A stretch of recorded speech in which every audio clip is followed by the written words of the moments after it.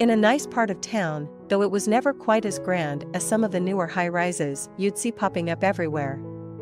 It was comfortable, a place that had grown to hold all the precious memories of raising Emily and navigating through the early turbulent years of marriage with David. It was also the place where I was now standing, feeling utterly displaced by the sharp turn of events. Today had started like any other Tuesday. I was arranging flowers in the living room, humming softly to myself when Alicia, David's new assistant, came over. She had been around a lot lately, supposedly for work-related reasons, but I had started to suspect otherwise. My suspicions were confirmed today, standing in the living room with David by my side and Alicia, 6 months pregnant, conspicuously making herself at home. Alicia had the nerve to ask me to move out of my own spot in the kitchen because, apparently, I was in her way as she reached for the tea. Her gesture was gentle, almost delicate, as she touched her belly, but her eyes didn't match the kindness of her act. There was something calculating about the way she looked at me, a stark contrast to the supposed vulnerability of her condition. It was then that Alicia made a remark about a pregnant woman having a kinder expression, almost as if challenging me to question her intentions or her current state. David, to my disbelief, supported her. He suggested, with far too much ease, that I could sleep in the storage room if things were too uncomfortable for me around the house. The casualness of his words stung deeply. It wasn't just the betrayal of him siding with Alicia, it was the nonchalant dismissal of our years together, as if all our shared moments could be packed away as easily as an old blanket into storage. Feeling a mix of shock and numbness, I agreed to make myself scarce. "All right then," I said, more to myself than to them, trying to process the rapid unraveling of my daily reality. David, seemingly relieved and perhaps a bit too eagerly, took Alicia's hand right there in front of me. They exchanged looks that were all at once intimate and dismissive of my presence. The sight of them together, David with his newfound happiness and Alicia with her dreamy gaze fixed on him, wiped away any lingering melancholy I had felt. It was replaced with a hot, seething anger. The kind of anger that simmers quietly before it decides whether to extinguish itself or to burn everything down. I told them I'd leave by tomorrow, adding maybe a touch too sarcastically that perhaps I should stay out tonight, considering the condo seemed to already be Alicia's and David's new sanctuary. As I left, David's parting words were a gleeful affirmation that the home was now theirs. I nodded slightly, a gesture more for myself than for their benefit, a silent acknowledgement of the end of an era and the beginning of something new for me. As I stepped outside, the cool air hit my face, and I allowed myself a small, knowing smile. Despite the sharp pang of betrayal, I felt a strange sense of liberation. I might be a 46-year-old housewife on the surface, enjoying my quiet coffees and daily routines, but beneath that, I was someone who hadn't just spent the last 20 years idly. My investments, my secret forays into the world of finance, had been fruitful. I had plans and resources they knew nothing about. And as I walked down the street, away from the condo that had been my home, my mind began racing with possibilities. The future was uncertain, but I was no stranger to challenges. After all, a life seemingly spent in the background had prepared me well for moments just like this, to emerge, perhaps unexpectedly, as the protagonist of my own story. There was a history I hadn't been privy to, a tangled web of past loves and obligations. Learning about my father and his second wife's history, I felt a mixture of resentment and understanding. Life, as it seemed, was filled with complicated emotions and relationships that often lay dormant until stirred by unforeseen events. As I pondered these revelations, I focused on the immediate challenges. The move to the new, smaller house felt both a physical and metaphorical downsizing of my life's previous expansiveness. The place was cozy, sure, but it was starkly different from the life I had known. It was intended as a practical step towards a simpler, more manageable lifestyle as we edged closer to retirement, but the reality was proving to be more complex. David's increasingly frequent late nights and the lingering smell of alcohol were becoming too much. The excuses about dinners and weekend outings piled up until they were just a part of the background noise of our strained relationship. This growing distance between us wasn't what I had envisioned for our supposed golden years. We had separate beds now, and I had started spending most nights in the study, which I had converted into my personal refuge. The emotional and physical space between us expanded when we started the process of moving. I handled the moving announcements because David never had a knack for those details. I sent out letters diligently, reaching out to David's family and our mutual friends. For my part, with both my parents gone and my contact with my father's side of the family cut off due to my strained relationship with Alicia, my communications were brief and to the point. It was unsettling to think that the sister I once knew as a toddler was now at the center of the turmoil in my marriage. Alicia, 14 years my junior, had grown up in the shadow of our family's complex dynamics. After our parents' tragic accident, I had tried to maintain some semblance of connection with her, but as years passed, our lives diverged drastically, leading us to this tumultuous reunion under the same roof, now as rivals rather than siblings. In my solitude, I often reflected on these ironies and the cruel twists of fate. The small, two-bedroom house, while comfortable in its simplicity, was now a stage for the latest act of an ongoing family drama. As I lay in the study-turned-bedroom, I pondered over my next moves. My investments were doing well, and I had financial security independent of my marriage, which gave me some comfort. Yet, the thought of what lay ahead was daunting. Navigating this new chapter, with its undercurrents of past grievances and unresolved family ties, I knew I had to tread carefully. The complexity of my relationships with David and Alicia weighed heavily on me, but I also knew that I had the resilience and savvy to manage whatever might come. The quiet nights in the study gave me plenty of time to plan, to think, and to decide how I would write the next pages of my story. I muttered something about audacity and boundaries. The air in the room thickened with tension. It was clear that Alicia's arrival wasn't just a casual visit, it was a calculated intrusion into the calm I had finally managed to cultivate after years of turmoil. "Look, Alicia," I began, trying to keep my tone steady despite the anger simmering just below the surface. "This isn't a good time. I don't appreciate you showing up unannounced and assuming you can just stay here." Alicia shrugged, her smirk still playing at the corners of her lips. "Come on, Catherine, don't be like that. It's been years, and besides, I thought family helped family. Isn't that what you always preached?" Her words were like a barbed wire, each syllable designed to provoke.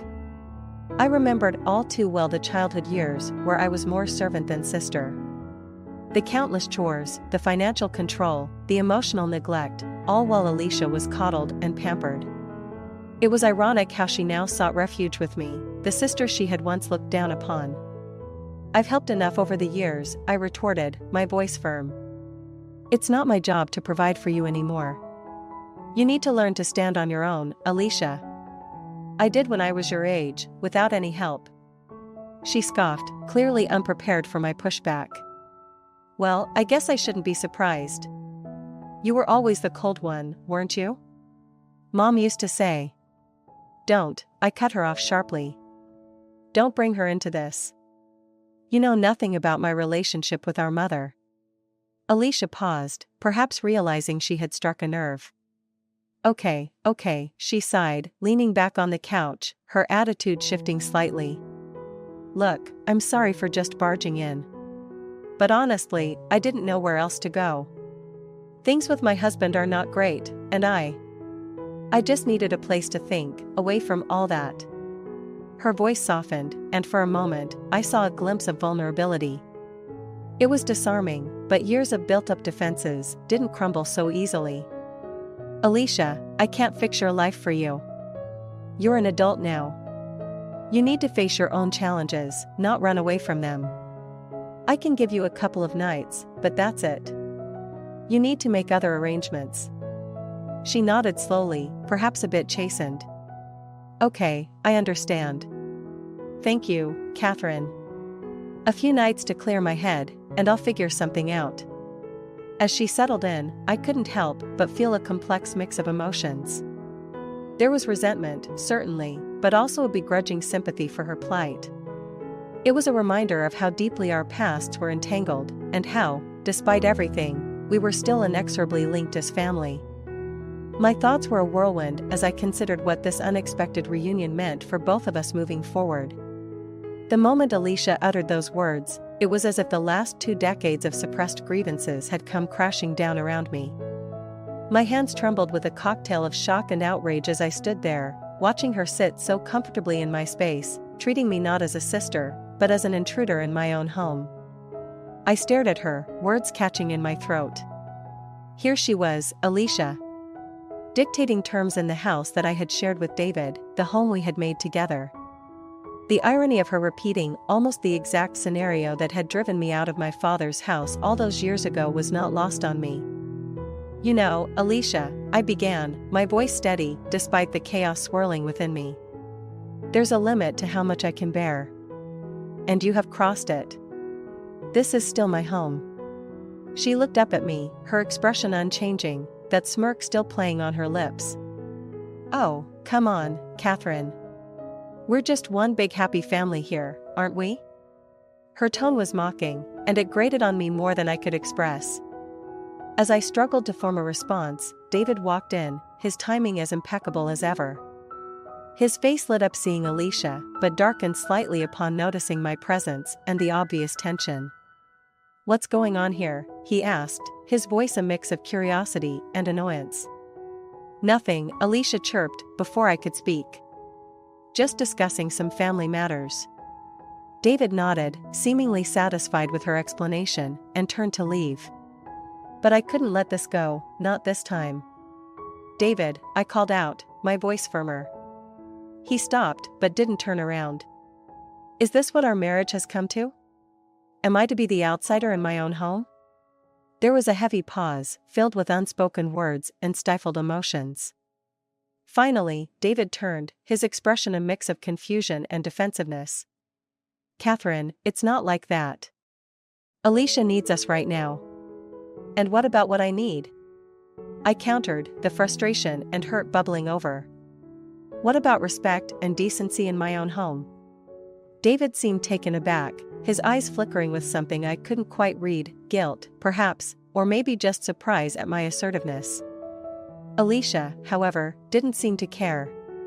She waved a dismissive hand and said, Catherine, don't be so dramatic. It's not like you're being thrown out. I took a deep breath, centering myself. No, Alicia, I'm not being thrown out. But I'm not going to be walked over either. I fixed my gaze on David. We need to talk, David. Seriously talk. Without Alicia. David nodded, almost imperceptibly, and after a moment's hesitation, agreed. All right, Catherine. Let's talk. As Alicia's face fell slightly, a small part of me felt a flicker of victory, not out of spite, but out of a desperate need for recognition and respect. I knew that this conversation with David might not solve everything, but it was a start, a chance to reclaim some semblance of control and perhaps, to start mending the deeply frayed edges of our marriage. For the space it provided me to think and act without their immediate interference. The silence of the house, now void of their voices, was both eerie and soothing. It was as if the walls themselves were taking a deep breath, preparing for the new chapter that was about to begin. As I walked through the empty rooms, my footsteps echoed, a stark reminder of the emptiness that now filled my home. The reality of David and Alicia's departure, while momentarily liberating, also brought a flood of memories, both sweet and bitter, that we had created in this space. But with each step, I felt more determined to reclaim my life and identity, which had been overshadowed by my role as a wife and mother for so long. I spent the morning at the attorney's office, discussing the logistics of the divorce and ensuring that my interests were protected. The attorney was sympathetic, yet professional, outlining the steps we would take to secure a fair settlement. His assurance was comforting, yet the gravity of formally ending my marriage was overwhelming. After the meeting, I returned home, where the moving company had begun packing up the remnants of my past life. The sight of my personal belongings, some of which I had not seen in years because they had been buried under the clutter of a shared life, being boxed up felt surreal. The movers were respectful and efficient, a stark contrast to the chaos of my personal life. When I found David's wedding ring at the bottom of the cardboard box, my heart sank. The tarnished band, once a symbol of our union, now felt like a heavy weight. The realization that he had carelessly discarded it along with my books and cosmetics added insult to injury. I picked it up, turned it in my hand, and felt a sting of betrayal that was sharper than I had anticipated. The note from David and Alicia about their trip and the request to clean the house was the epitome of their self-centeredness. Yet, it was also a gift in disguise. Their absence provided me with the opportunity to make decisions without facing immediate confrontations or manipulations. With a newfound sense of resolve, I instructed the movers to pack everything they could.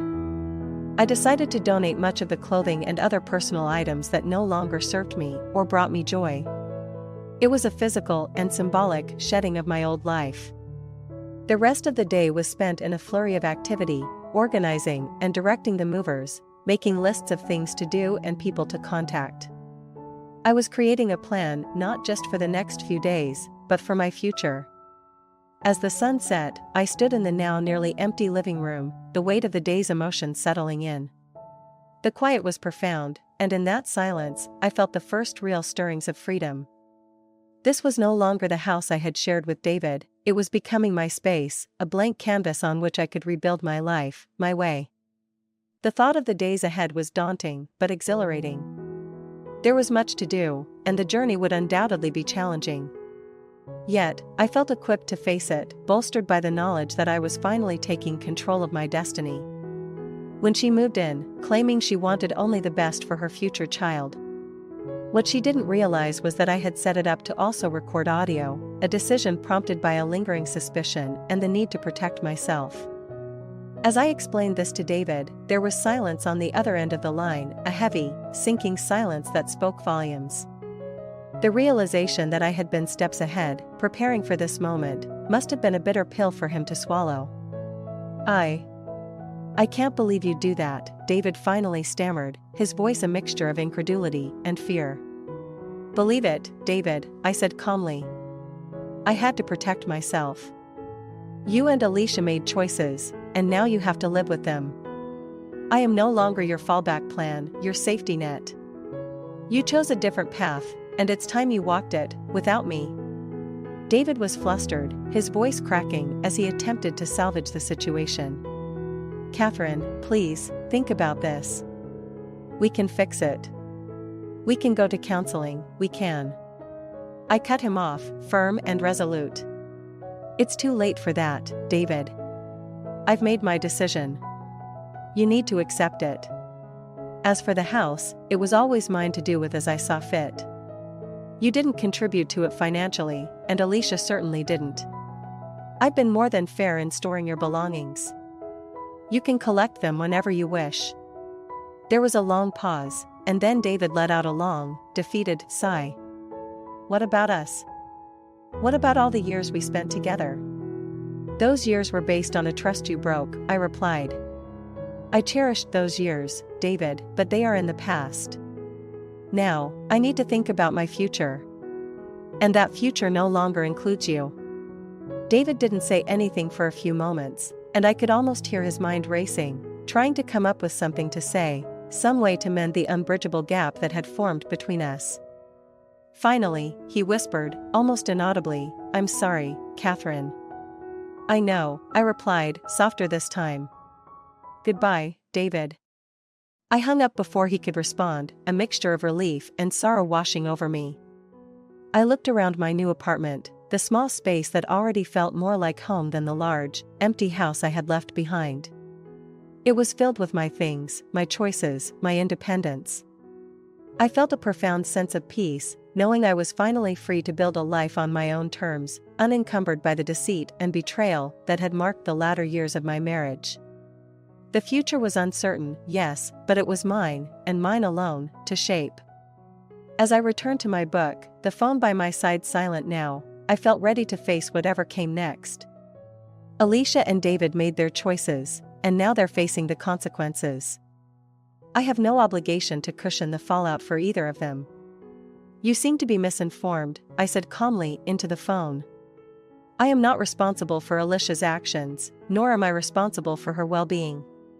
She chose to betray me, her sister, by having an affair with my husband. I am merely protecting my interests and seeking what is owed to me. The relative paused, possibly taken aback by my firm stance. But she's family, and she's pregnant. You can't just turn your back on family. That may be, I replied, but let me ask you, where was this concern for family when Alicia decided to engage in an affair with my husband? Where was her concern for me, her sister, then? Family loyalty seems to be a one-way street in this situation. There was a heavy silence, the kind that speaks louder than words. I could almost hear the cogs turning, the realizations maybe dawning that their intervention might not be as straightforward as they had hoped. Look, I continued, my voice unwavering, I have evidence of their affair. Everything has been recorded, and my lawyer is fully informed. I suggest Alicia and David prepare themselves accordingly. As for a new house or any form of compensation from my side, that is out of the question. The call ended shortly after, the relative still trying to argue Alicia's case, but I was done. I had said what I needed to, and my position was clear. I turned off the recorder on my new phone, feeling a mix of relief and exhaustion. It was draining to constantly defend my decisions to people who had no understanding of the betrayal and pain I had endured. As I sat back, the weight of the entire ordeal pressing down on me, I reminded myself why I was taking these steps. This was not just about revenge, this was about justice and self-respect. I had been wronged deeply, and while the path I had chosen was fraught with confrontation and challenges, it was also leading me toward a new life of autonomy and peace. In the days that followed, the barrage of calls and messages slowly petered out.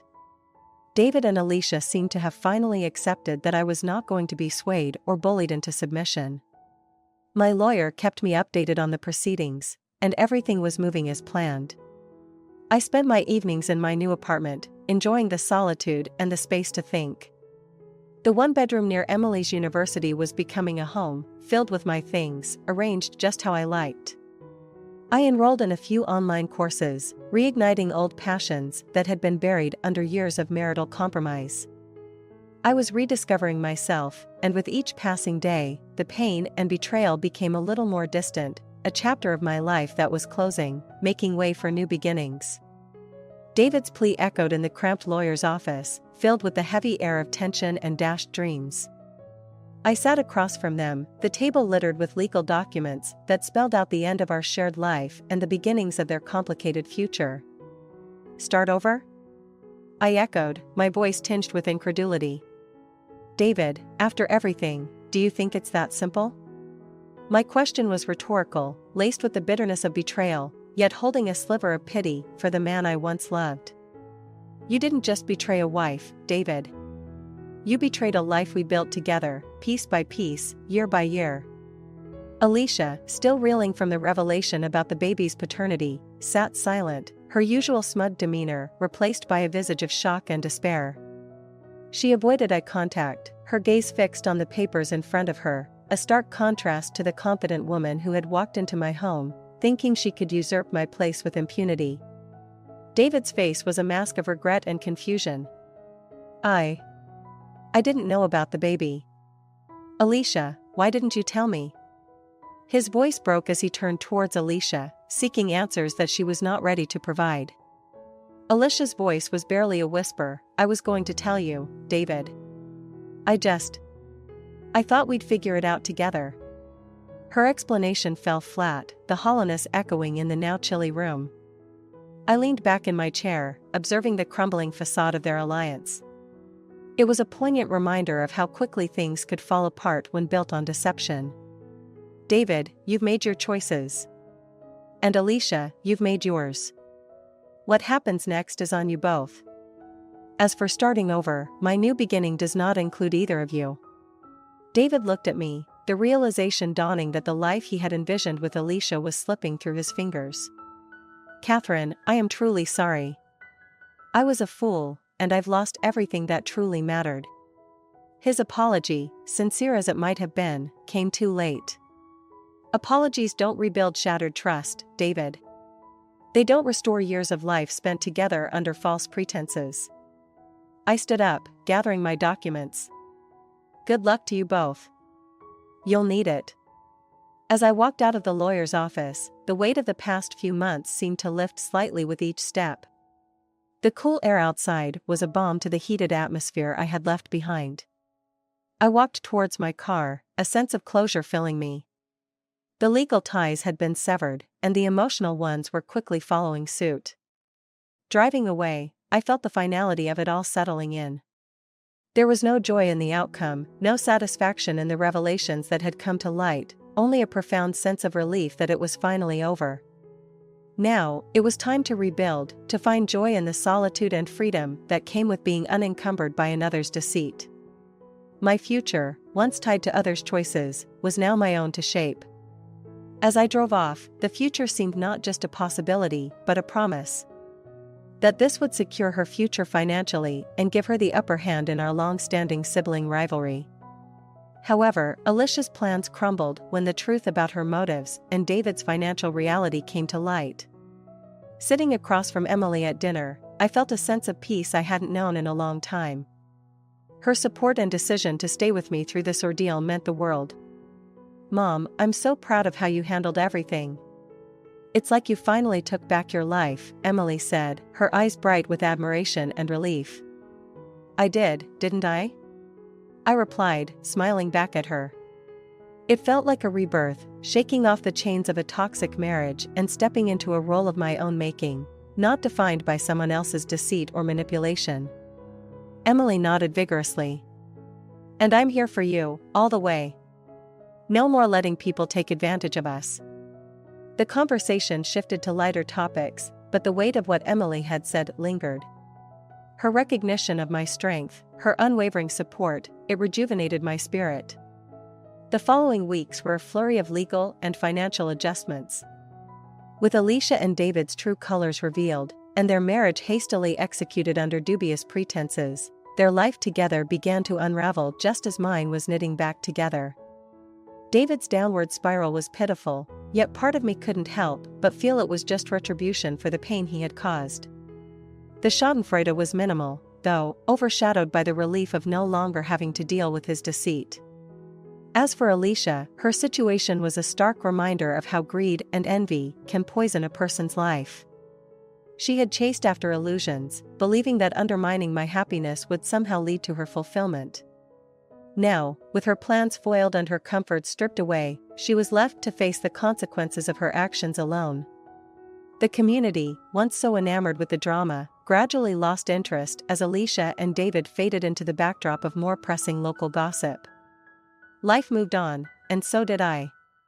Emily and I grew closer, our bond strengthened by adversity and triumph. We often discussed plans for the future, dreams that were now possible with the toxic cloud of my past relationship finally dispelled.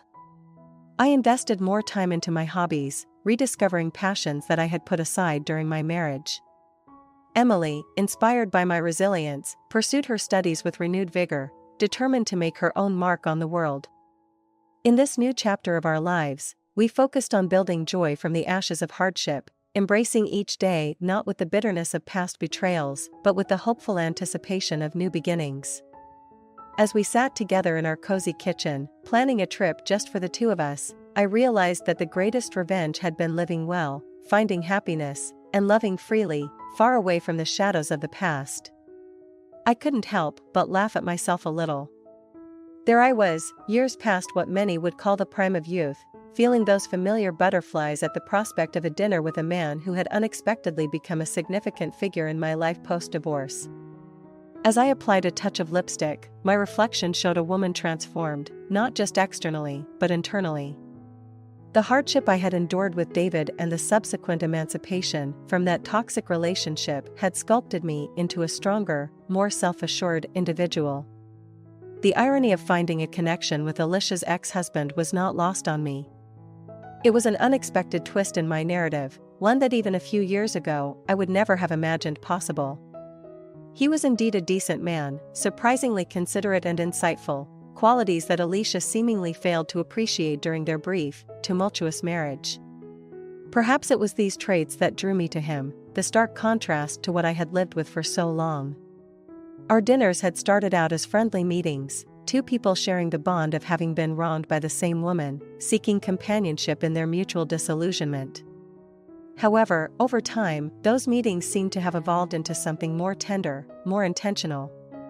Tonight, he hinted at wanting to discuss something important, and that suggestion alone was enough to send a wave of anticipation through me. Could he be feeling the same growing affection that I was? Or was I reading too much into simple kindness and the pleasant company of someone with shared experiences?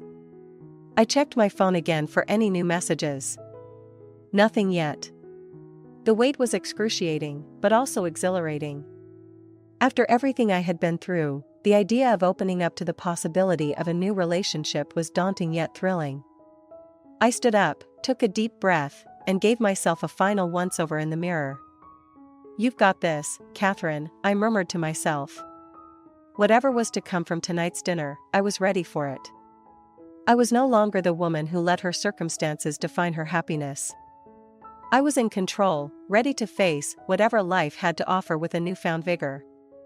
As I grabbed my purse and headed out the door, a sense of freedom enveloped me. It was the freedom of knowing that no matter what was discussed over dinner, I was strong enough to embrace it, whether it brought joy or disappointment. Tonight wasn't just about the potential of a new romantic chapter, it was a celebration of my resilience, my ability to recover and find contentment in a life I crafted on my own terms.